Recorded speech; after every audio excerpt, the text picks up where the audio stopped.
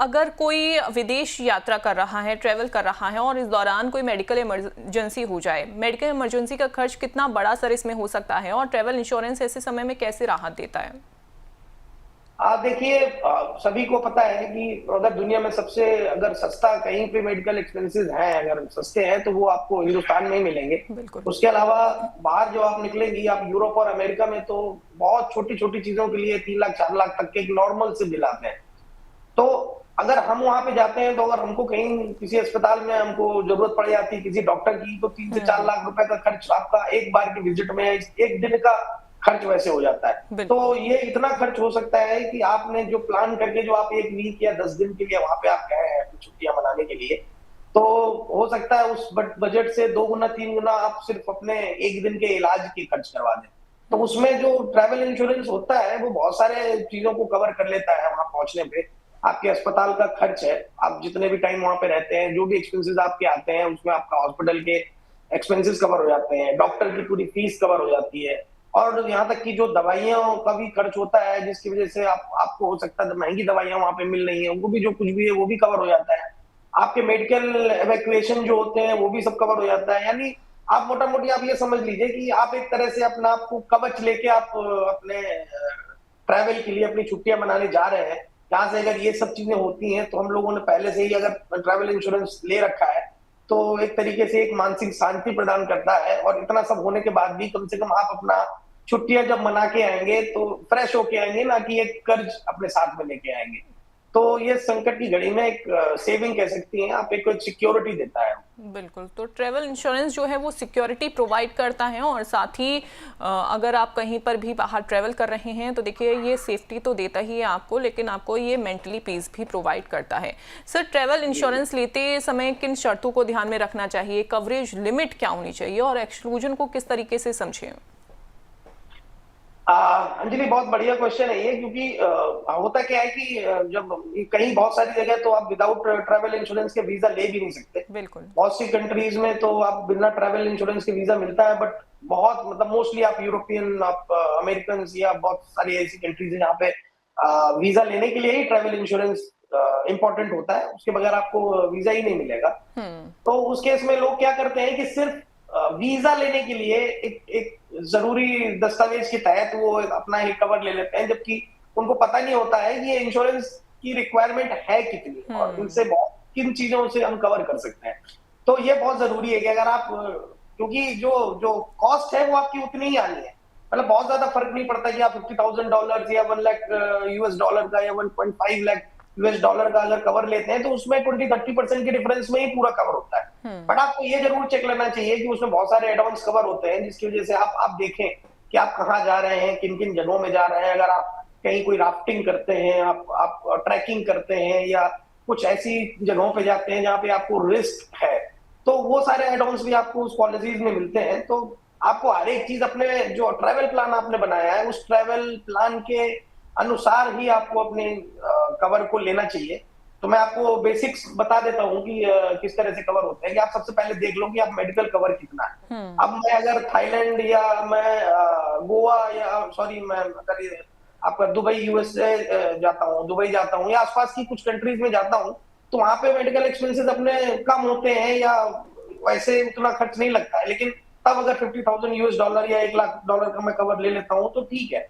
But अगर मैं US, Europe, Singapore या कहीं ऑस्ट्रेलिया या कुछ ऐसे कंट्रीज में जाता हूँ जहां पे मेडिकल एक्सपेंसेस ज्यादा है, तो 50,000 का यूएस डॉलर का जो कवर होता है वो बहुत कम हो जाता है। तो उस केस में आपको फिर कम से कम 1.5 से 2 लाख रुपए का यूएस डॉलर का आपको कवर लेना चाहिए।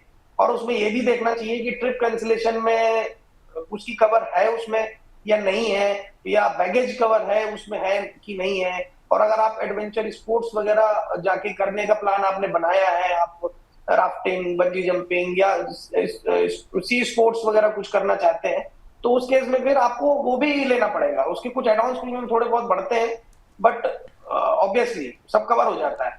बट एक बार आपको एक्सक्लूजन जरूर पढ़ लेने हैं। आपने इंश्योरेंस ले लिया है इसका मतलब ये नहीं है कि मतलब आप हर तरीके से कवर हो गए, आप अपनी लापरवाहियों से कवर हो गए या आप कुछ भी करेंगे तो आप कवर है, ऐसा नहीं है। आपको एक्सक्लूजन्स भी पढ़ने पड़ेंगे।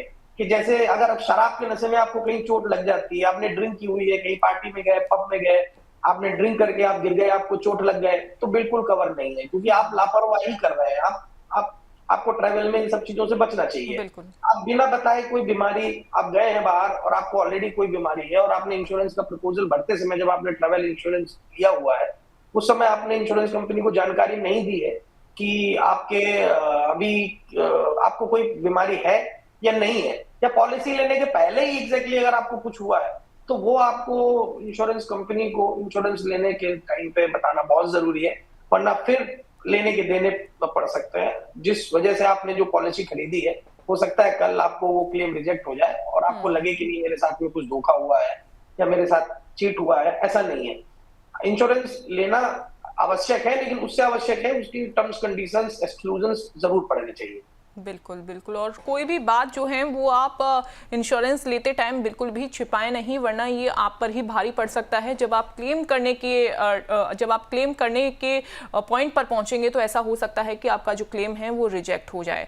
आपके लिए हम एक डेटा भी लेकर आए। सर, मैं लौटूंगी आपके पास। मैं अपने दर्शकों के लिए एक डेटा भी लेकर आई हूँ। वो चार्ट हम आपको दिखाते हैं कि देखिए, महंगा नहीं है इंश्योरेंस लेना। जो ट्रैवल इंश्योरेंस आप लेते हैं वो बिल्कुल भी महंगा नहीं है। ये अलग अलग बीमा कंपनी है, टाटा AIG हो गया या ICICI लोम्बार्ड हो गया, Reliance General, Bajaj General, Care, Niva Bupa, ये तमाम ऐसी बीमा कंपनी हैं जो ट्रैवल इंश्योरेंस प्रोवाइड करती हैं। देखिए, इसकी जो एज रखी गई है वो 35 ईयर तक रखी गई है और बीमा राशि जो रखी गई है $2.5 लाख रखी गई है। अब आप इसे इस तरीके से समझिए कि अगर एशिया में अगर आप ट्रैवल कर रहे हैं, 7 दिन का अगर आपका ड्यूरेशन है ट्रैवल का, तो आपको टाटा AIG जो देगा वो 808 रुपए का आपका जो इंश्योरेंस है वो पड़ेगा। यानी कि एक बेसिक वैल्यू जो है वो हम आपको बता रहे हैं। इसके अलावा आप शेंजन कंट्री में अगर आप ट्रैवल करते हैं तो देखिए 14 दिन का अगर टाइम पीरियड रहता है तो इसमें 910 रुपए हो गया। वहीं अगर US कनाडा को अगर आप छोड़ दीजिए, अगर आप बाकी अदर कंट्रीज में 21 दिन के लिए अगर आप ट्रैवल कर रहे हैं तो 1023 रुपए का आपका जो इंश्योरेंस है वो पड़ेगा। इसके अलावा आप US कनाडा को इंक्लूड अगर आप करते हैं 28 दिन के लिए तो देखिए 2269 रुपए का पड़ेगा। इसी हिसाब से बाकी आप अदर बीमा कंपनी का जो अमाउंट है वो भी आप यहां पर चेक कर सकते हैं।